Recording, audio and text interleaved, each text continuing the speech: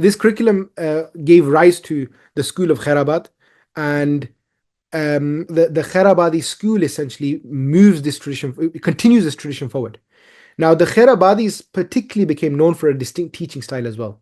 And just to explain that distinct teaching style very quickly to you, the idea of this distinct teaching style was that a student would pre-study assigned passages. Like this passage that we just covered today, you would be required to study these assigned passages, okay?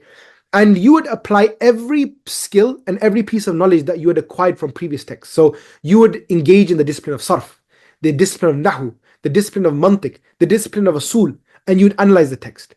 You would dissect the Arabic. You would engage in understanding the rabt and the link between the following word with the previous word, the tarkeeb, if there's any logical points there, if there's any principles of usul that are being mentioned, any other relevant concepts, you would engage in the khawashi, the commentary. You'd prepare that text as if you were going to teach it the next day. Now, after such a preparation, it may be the case that you've only probably understood like 40% of that text as a student of knowledge.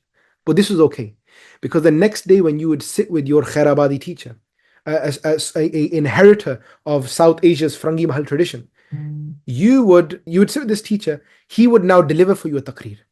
This taqreer would be unique in that it would be from chest to chest of the teachers of the tradition, and also the idea of this curriculum would be the taqreer would be to convey the deeper meanings of the text. And the taqreer was digestible, it was concise, it was a representation of the author's intent in his content, which was presented to a student in a way that he could absorb. Now, the teacher wouldn't simply translate the text upon completion. Once he's done the taqreer, he would then apply the entire taqreer back into the text, like I just did for you over there. And he would indicate to you, this section of the text is indicative of this part of my taqreer. This part is indicative of that part of my taqreer.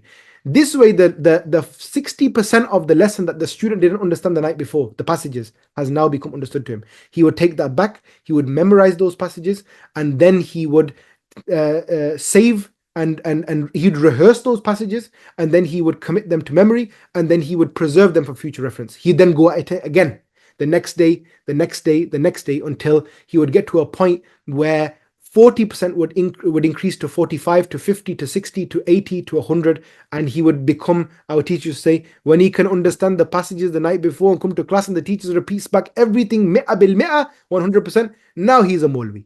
Now he is a scholar, an alim. He has the right now to engage, to enter the Maidan, the field, and independently engage with knowledge and tackle intellectual issues.